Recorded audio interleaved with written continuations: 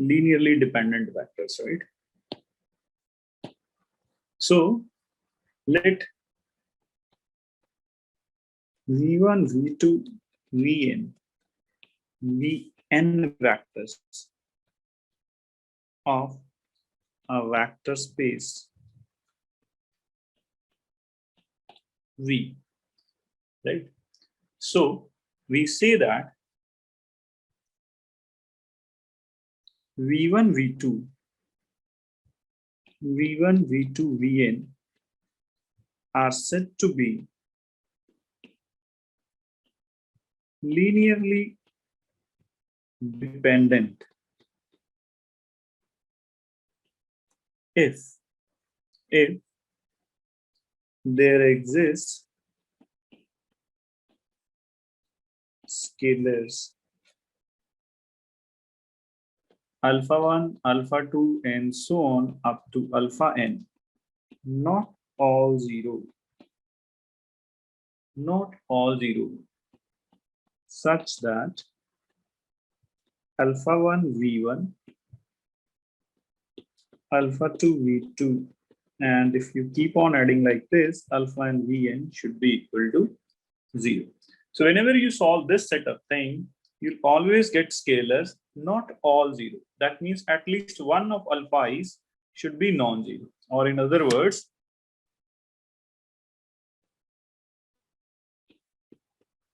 when you solve this star, you know, I may call it as 1, right?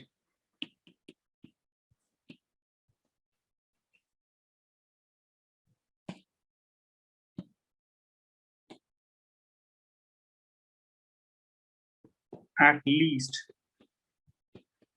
one of alpha i's should be non-zero, right? And we call them linearly independent if all the alpha i's are 0 for 1, then we say that v1, v2, and vn are linearly independent. Solve the equation 1. If all the alpha i's are 0, then linearly independent. If at least one of alpha is non-zero, then you say that linearly dependent. Now see this. Now start from the one vector. Okay, just start from the one vector. So let's say you choose one vector. This is, let's say, 1, -1, 3 belongs to the R. Right? You call it as V1. So this is your V1. Now you solve alpha 1 V1 is equal to 0. That means alpha 1 minus 1, 3 alpha, sorry, 3 is equal to 0. So this becomes your minus alpha 1, 3 alpha 1 is equal to 0. So that means you have no choice, but your alpha 1 has to be 0, right? When you solve this, there is no other choice. Is it okay? Is it clear to you? Right? Yes, so that means your -1, 3 is linearly independent. Right? So similarly, you may take another example. And that's what, let's say, 3√3, 0, 0. This is, let's say, belong to, of course, R4. Again, if you take alpha 1 V1 is equal to 0, again, the things will be like 3 alpha 1, √3 alpha 1, 0, 0 is equal to 0. So always keep in mind, we are treating with the vectors. Always keep in mind. So if you multiply these vectors by scalar and add them, you will always get a vector. So vector will be equal to a vector. So here this 0 represent the 0 vector. So 0 on the right hand side always represent the 0 vector. Always keep in mind. So this is not constant. So that's why when I compare over here, right, I actually comparing with 0, 0, because 0, 0 is vector. And similarly, in this present case, if I'm solving here, so that means this 0, 0, 0 will be written in this way. So again, if you compare here, you have no other choice. Your alpha 1 has to be equal to 0. So you will say that your 3 root 3, 0, 0 is linearly independent. Now, come to another point. And that's what, let's say, I make third example over here, and that's what 0, 0, 0. This belongs to R3, right? Now, if you again alpha 1 take the same situation, alpha 1 v1 0, so that means alpha 1 0, 0, 0 should be equal to 0, 0, 0. So what can be the possible value of alpha 1? 1. Or any Any other real value? number? They're all real number. All Yeah, real numbers. all real number. Yeah, it will work. So 0 is also a choice. If you take alpha 1 to be 0, even then it will work. Yes, sir. But the thing is, 0 is not the only choice. In the last two cases, we have seen that alpha 1, for alpha 1, 0 was the only choice. But here 0 was not the only choice. So as we have mentioned in the definition, that is, if at least one of the alpha should be non-zero, then we say that linearly dependent. I mean, if you get even one choice of alpha 1 to be non-zero, so we'll say that it is linearly dependent. So here, if you say that, now alpha 1 can take any non-zero value, right? So there is at least one choice. So therefore, 0, 0, 0 is what? Linearly independent or dependent? Yes? Dependent. Yes, it is linearly dependent. So first note over here, every non-zero singleton vector is linearly independent, right? You see this. We have taken two different cases. Here also you take the non-zero vector, and at the end you have no choice except alpha 1 to be 0, right? So now you take another example. Here also it is a non-zero vector, right? And you multiply it with alpha 1. Of course, at the end you get only alpha 1 to be 0. So that means this is also linearly independent. So no matters if we take any singleton vector which is non-zero, it has to be linearly independent, because at the end we are left with no choice other than alpha to be 0. But if you have a zero vector, then you have so many choices for alpha which can be non-zero. So that's why 0, 0, 0 is linearly dependent. Yes, you're with me? Yes, sir. Yes, sir. Okay, so here also we'll say that zero vector is linearly dependent.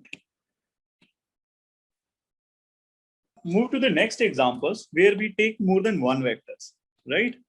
So see this. So now I take two vectors, and that's how these are what? 1, 2 and 3, 6. So we need to check that whether they are linearly independent or not. This, of course, is a subset of R2.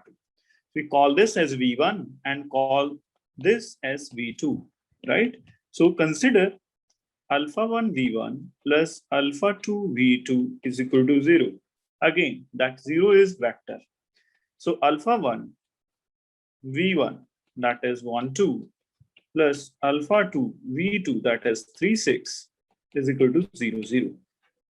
So now you have alpha 1, 2 alpha 1, plus 3 alpha 2, 6 alpha 2 is equal to 0, 0.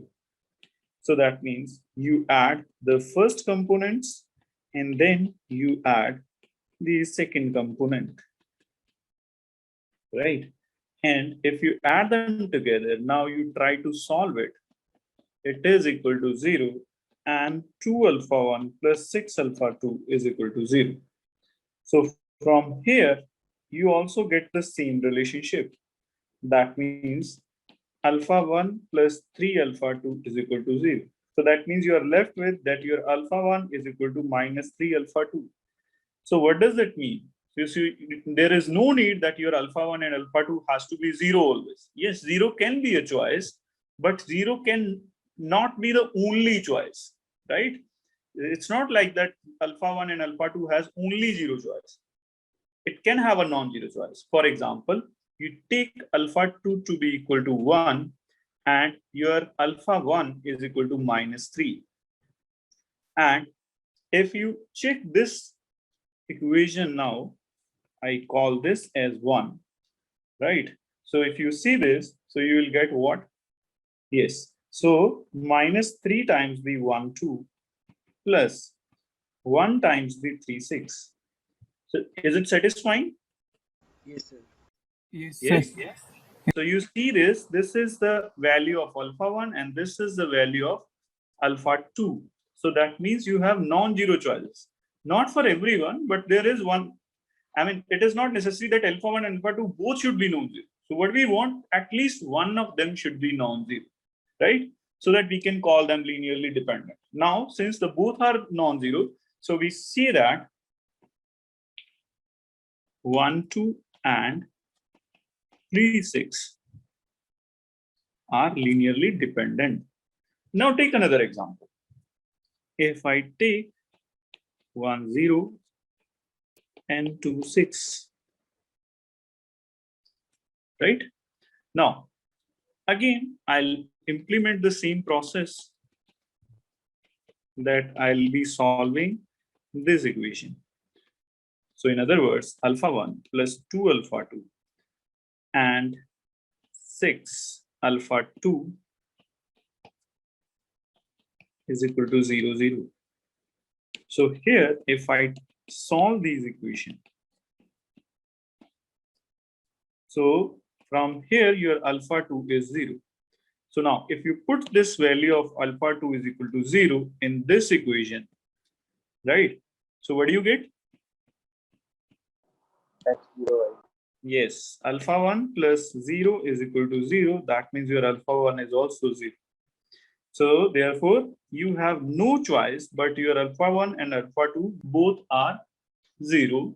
So that means the vector 1, 0 and 2, 6 are linearly independent. Yes, you're with me? Yes, sir. Okay, now let's try to understand what does that geometrically mean. Okay, so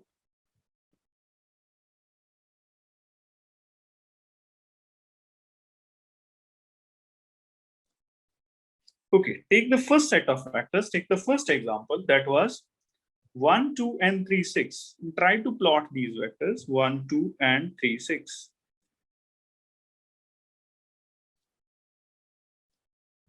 Now this is your 1, 2 and this is your 3, 6. Yes, you're with me? Yes, sir. Yes, sir. Yes, sir. Okay. Now this is your 1, 2 and this is your 3, 6 and this is something origin. So do you see? You see that they are lying on the same line passing through the origin, right? But if you take the another set that was 1, 0 and 2, 6, so this is your 1, 0 and this is your 2, 6. So they cannot lie on the same line passing through the origin. Is it fine? Yes, sir. Right? So linearly dependent vectors has one property that they are lying on the same line passing through the origin, where linearly independent vectors cannot lie on the same line passing through the origin. Because if you check that, the line which will pass through the origin and will also pass through the 2, 6 will look like this. Okay?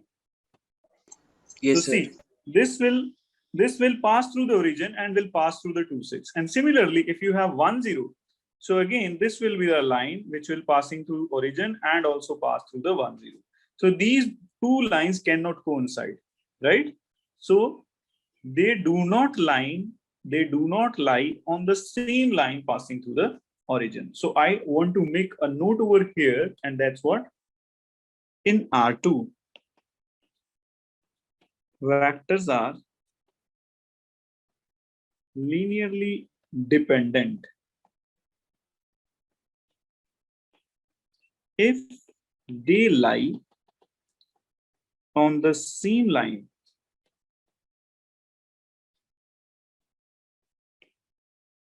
passing through the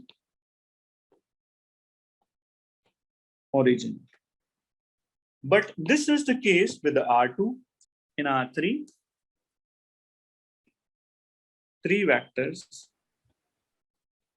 are linearly dependent if they lie on the same plane rather than line, right?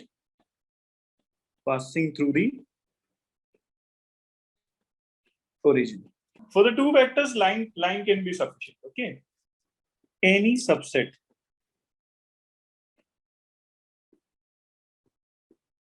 of Li set is also Li, right? So what we are saying that you have a set of vectors which are linearly independent. You take a subset of it out of it, it will still remain linearly independent, right? Now see this. So let S be a set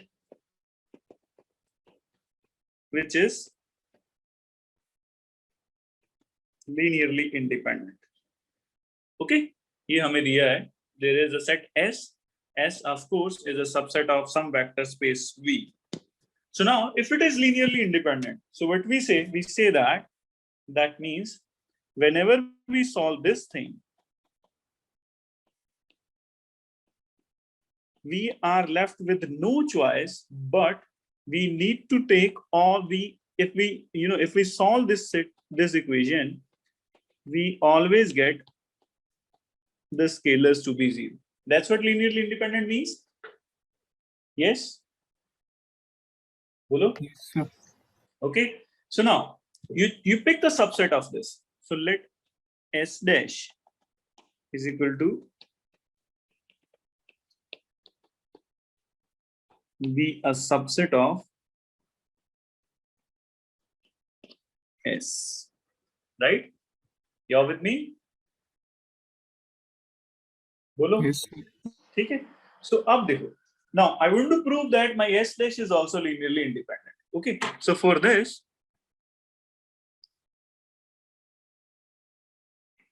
now we want to prove S dash is Li. So let there exist beta 1, beta 2, and beta k such that beta 1 v1 plus beta 2 v2 plus beta k vk is equal to 0. Yes, you're with me? You're with me? Yes, sir. Now, what we want to prove? Sir, beta 1, beta 2, and so on be equal to 0. Exactly. So I'll write this thing as, okay, I should write it as such that whenever this thing happens, beta 1, beta 2, and beta k has to be 0. Can I write it in this way?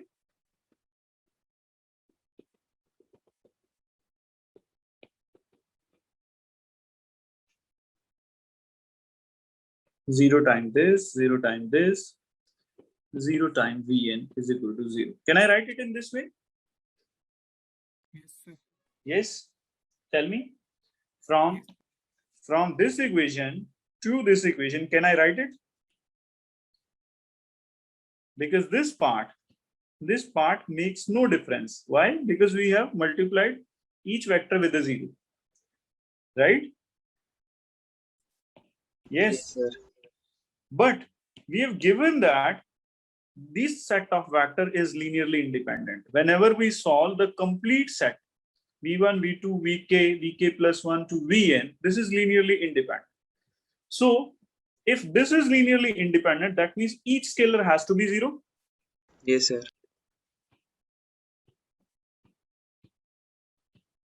Therefore, beta 1 is equal to 0, beta 2 is equal to 0, therefore beta k is equal to 0. So therefore, S dash is linearly independent. Switch to the previous slide for a second. Yes. Sir ये Yes. Beta 1 0 beta 2 0 इसका मतलब ये है कि origin से पास करेगा। नहीं, origin से पास करने का मतलब ही नहीं है, ओरिजिन से पास नहीं करती है, ओरिजिन से पास करने वाले सेम लाइन पे नहीं लाई करते हैं, वो बताया था हमने। यहाँ पे ऐसा कोई मतलब नहीं उसका। देखो वो है ओरिजिन से, वो R2 के लिए बताया है। अब पॉलिनोमियल वाले सेट भी तो आएंगे ना, वहां नहीं ये चीज बता सकते, वहां ज्योमेट्रिकल इंटरप्रिटेशन नहीं कर सकते, इसलिए वहां अलजेब्राइक से इंटरप्रेट करते हैं। ठीक है। Note 2, and that is any superset of linearly dependent vectors is linearly dependent. So first of all, what we've done that subset of linearly independent set is linearly independent. Now we are saying that superset of linearly dependent is linearly dependent.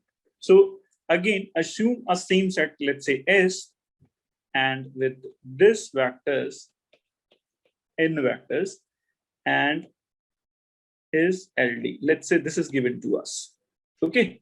So now take another set S dash, which is bigger than this set, right? So we add a few more vectors into this. Let's say Vn plus 2 and up to Vn. Okay.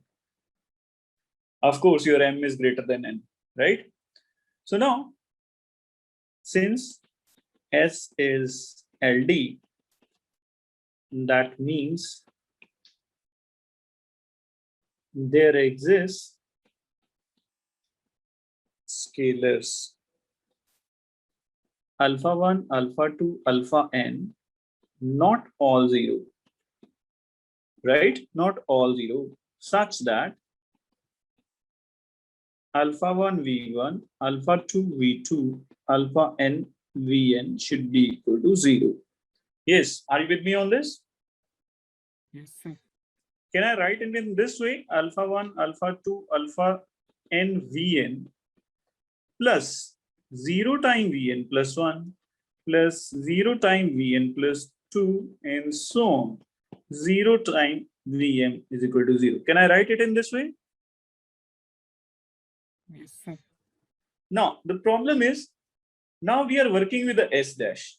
No matters, we have put zeros over there. Still, all alphas are present over here. And they are not all 0. So if you consider this whole equation, right? So even if there are zeros, but alphas are still present over there such that not all alphas are 0. So that means this set is still linearly dependent. Yes? Yes, sir. Yes, sir. Is it fine? So you say that therefore V1, V2, Vn plus 1 and so on Vm is linearly dependent. Now the third point, which I'm not going to prove, it's very simple, and that's what any set containing 0 vector is always LD. We have proved that 0 vector is always linearly dependent, right? Here we have proved, and we said that 0 vector is always linearly dependent, right? And in the second part, we have also proved that any superset of LD is LD. So once you have the least LD set, that is 0 vector, now no matters how many vectors you put into that, the superset will always be linearly dependent. A set is linearly dependent if one vector at least one vector, right, can be written as the linear combination of others. So let you have a S set which is linearly dependent. Okay, so that means there exists alpha 1, alpha 2, alpha n, not all 0, such that alpha 1 v1, alpha 2 v2, alpha n vn is equal to 0. Yes, you're with me? Yes, sir. Okay. So now the point I want to make is these are not all 0. So at least one of them must be non-zero. So let alpha k is one such scalar which is non-zero. So now I can write it as alpha 1 v1, alpha 2 v2, alpha k vk plus alpha k plus 1 vk plus 1. So let's say there is in midway there is something alpha k which is non-zero. So we can write it in this way, right? So I'm just highlighting it. It's already present over there. Okay. So now if this alpha k vk alpha k is non-zero, so I'll keep this term in the left hand side and I'll take rest of the terms to the right hand side. So I'll write it as alpha k vk is equal to minus alpha 1 v1 minus alpha 2 v2 and so on, minus alpha k minus 1 vk minus 1 minus alpha k plus 1 vk plus 1. Why? Because that one vector is now On the left hand side. plus so on up to alpha n v. So now I'll write it as vk is equal to minus alpha 1 upon alpha k. Excuse me, sir. Yes. Sir वहाँ last में minus नहीं आएगा? हाँ sorry minus आएगा, यहाँ भी minus ही आएगा, ठीक है फिर plus minus alpha 2 upon alpha k v2 and so on minus alpha k minus 1 upon alpha k vk minus 1 minus alpha k plus 1 upon alpha k vk plus 1 and so on minus alpha n upon alpha k vn. So why we are able to do this? Just because your alpha k is non-zero. If your alpha k is 0, you cannot divide the right hand side with alpha k, right? So now you see that your vk is now written as the linear combination of rest of the vectors. Okay, so that's what we wanted to prove. So this proves the result. So therefore, vk can be written as linear combination of rest of the vectors. That means v1, v2, vk minus 1, vk plus 1, and so on up to vn. See, linear independent set, you can notate them as good fishes, and linearly dependent is a sort of bad fishes. So once you have a set of good fishes, no matters if you take the subset of the good fishes, they'll remain good, right? But once a bad fish comes into the picture, then the superset of the bad fish is also a bad fish. Linear independent set जो है, this is a set of good fish. Good fish को बढ़ाओगे तो वो bad fish भी हो सकता है, good fish भी हो सकता है, लेकिन good fish को कम करोगे हमेशा good fish ही रहेगा.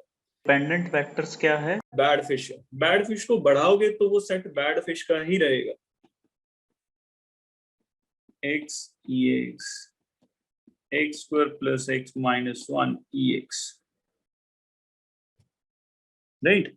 So we need to check that whether they are linearly independent or dependent. So consider scalars alpha 1, alpha 2, and alpha 3. So let alpha 1, alpha 2, alpha 3 are scalars such that alpha 1 x square ex. So this is our vector now.